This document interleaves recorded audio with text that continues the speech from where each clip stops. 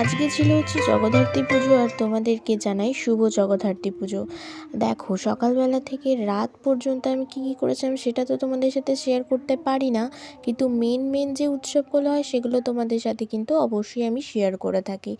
যেমন দেখো, আমি আলতা পরছিলাম এই কারণে যে আজকে জগদ্ধাত্রী পুজো আর আমার ছিল হচ্ছে প্রোগ্রাম। তো সেই জন্য আমি এখানে দেখো আলতা পরে নিচ্ছি, আর এখানে তোমাদের সাথে কথা বলতে বলতে আমি ভেবেছিলাম আমার এই সাদা নেল পালিশটার মধ্যে যেন একটুকু আলতা না লাগে। আর দেখো, কথা বলতে বলতে তোমাদের সাথে দেখো ফাইনালি কিন্তু লেগেই গেল। তো যাই হোক, ওটা মুছে নিলাম একটু, তাও একটু সাদা নেল পালিশটা একটু ভালো লাগে তোমরা বলেছো কমেন্টে, তাই কিন্তু আমি এবারে পরেছি। আর এখানে দেখো, এই শাড়িটা না খুব সুন্দর, সত্যি কথা বলতে গেলে এটা আমার মায়ের শাড়ি ছিল। মা দুর্গাপুজোতে একবারও ভাঙেনি, শুধুমাত্র আমি পরবো বলে।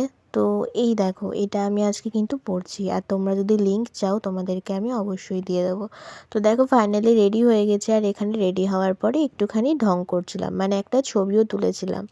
যাই হোক, এখানে দেখো ফাংশনে চলে আসার পরে বলেছিল 6টার মধ্যে চলে আসতে হবে, কিন্তু আমরা 6টার মধ্যেই চলে এসেছিলাম, কিন্তু দেখো শুরু হয়নি এখনও কিছু।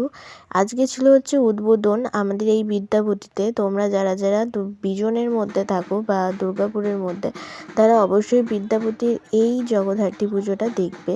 আর এখানে দেখো মারা ক্যামেরাম্যানটা বলছে যে এখানে এভাবে দাঁড়াও, ওখানে ওভাবে দাঁড়াও, আর সবাই ছবি তুলছে। আর ফাইনালি যখন সবাই চলে আসে উদ্বোধনটা কিন্তু হয়ে যায়।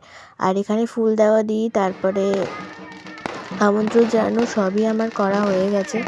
আর এখানে দেখো বোম ফাটানো শুরু হয়ে গেছে। এখানে কিন্তু নানা রকম, মানে যত রকম বড় বড় বোম হয় সব কিন্তু ফাটায়, তোমরা দেখে নাও।